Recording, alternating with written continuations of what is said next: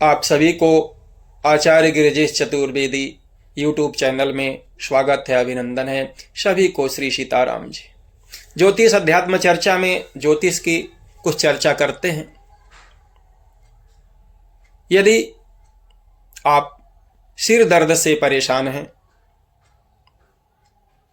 आपके पूरे सिर में या दाहिने भाग में या बाएं भाग में या सिर के ऊपर सिर दर्द बना रहा है, आप दवाइयां भी खा चुके हैं, डॉक्टर को भी दिखा चुके हैं और परेशान हो चुके हैं, लाभ आपको पूर्ण नहीं मिल पा रहा है, सिर दर्द से आपको छुटकारा नहीं मिल पा रहा है, तो आप अपनी जन्मपत्री स्वयं उसकी जानकारी कर सकते हैं। तो जानकारी करिए, अन्यथा किसी सुयोग्य ज्योतिषी को दिखाइए। लग्न भाव जो है, जिसे प्रथम भाव कहते हैं, वह संपूर्ण शरीर है, जिसमें सिर भी आता है। सिर मुख्यतया है। लग्न में सूर्य का पीड़ित होना या द्वितीय होना, सूर्य का पीड़ित होना लग्न में पाप ग्रहों के द्वारा शत्रु राशि में या पाप ग्रह की स्थिति दृष्टि से वह आपके संपूर्ण सिर में दर्द की संभावना पैदा करता है। वहीं लग्न और चंद्र लग्न दोनों से ही देखें,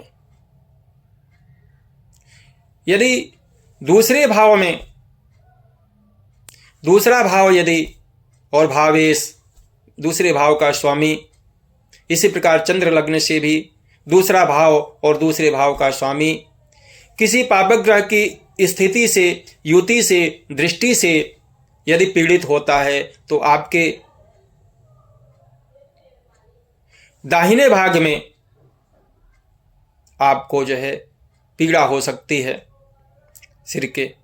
और वहीं 12वां भाव, द्वादश भाव, सूर्य चंद्र लग्न और जन्म लग्न से यदि द्वादश भाव पीड़ित है, स्थिति, दृष्टि या युति के कारण, तो आपके बाएं सिर के बाएं अंग में आपको पीड़ा हो सकती है, आपको रोग हो सकता है, आप जो है पीड़ा झेल सकते हैं, दुख झेल सकते हैं।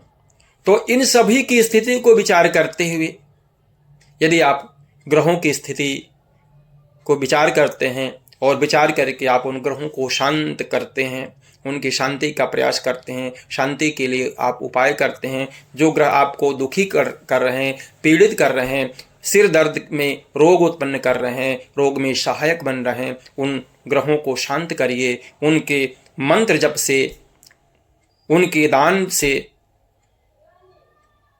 उनकी प्रार्थना करके उनको शांत करिए और वे शांत होंगे तो आपको रोग से पीड़ा खत्म होगी। आप जो दुखी हो रहे हैं, परेशान हो रहे हैं, वह आपकी परेशानी दूर होगी। इन्हीं शब्दों के साथ अपने वाणी को विराम।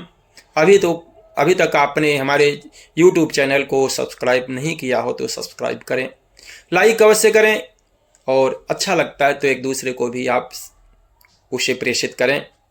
पुनः सभी को श्री सीताराम जी।